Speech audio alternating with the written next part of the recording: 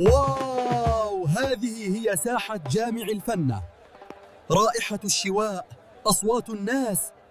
أنا لست أي قط، أنا مسعود. جئت لأتعلم السحر وأجعل الفطور يختفي. هذا الإيقاع يدخل القلب بلا استئذان.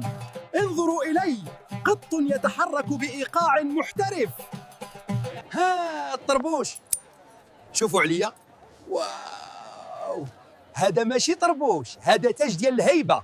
مسعود، توقف.